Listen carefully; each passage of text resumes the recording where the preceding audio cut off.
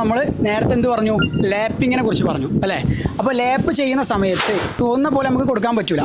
ഇപ്പോൾ ഈ കോളത്തിൻ്റെ കേസിൽ കോളം എടുക്കുകയാണെന്നുണ്ടെങ്കിൽ ഏറ്റവും കൂടുതൽ സ്ട്രെസ് അനുഭവപ്പെടുന്ന ഏരിയ എന്ന് പറയുന്നത് H ഹൈറ്റ് ഉണ്ടെങ്കിൽ H/4 ഹൈറ്റിൽ നമ്മൾ എന്ത് ചെയ്യും, ഇവിടെ ഏറ്റവും കൂടുതൽ സ്ട്രെസ് അനുഭവപ്പെടുക. അതുപോലെ തന്നെ താഴ് ഭാഗത്തും ഓക്കെ, ബോട്ടത്തിലും H/4 അതുപോലെ ടോപ്പിലും H/4 ആണ് ഏറ്റവും കൂടുതൽ എന്ത് ചെയ്യുക, സ്ട്രെസ് എന്ത് ചെയ്യുക അനുഭവപ്പെടുക. അവിടെ ലാപ്പിംഗ് ഒരിക്കലും ചെയ്യാൻ പാടില്ല. ഈ മിഡിൽ സോണിലാണ് നമ്മൾ എന്ത് ചെയ്യുക, ലാപ്പിംഗ് ചെയ്യുക. അപ്പോൾ ഇതാണ് നമ്മുടെ ലാപ്പിംഗ് സോൺ എന്ന് പറയുന്നത്. ഇവിടെ വരച്ച് വെച്ചിട്ടുണ്ട്.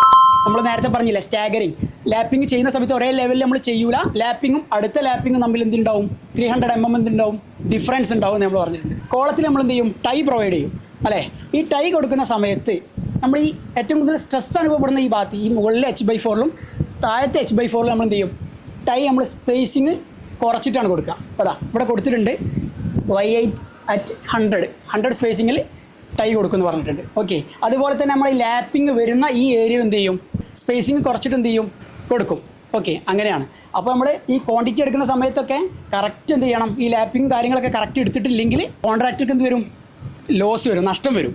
ഓക്കെ, അപ്പോൾ കൃത്യമായിട്ട് ബിയോക്കും കാര്യങ്ങളൊക്കെ എടുക്കുന്ന സമയത്ത് നമ്മൾ എന്ത് ചെയ്യും, ലാപ്പിങ്ങും കാര്യങ്ങളൊക്കെ കറക്റ്റ് എടുക്കണം. അല്ലെങ്കിൽ വലിയൊരു ടൺ എന്ത് ചെയ്യും, സ്റ്റീൽ എന്ത് ചെയ്യും, കയറും. Okay, Well Fabs Academy.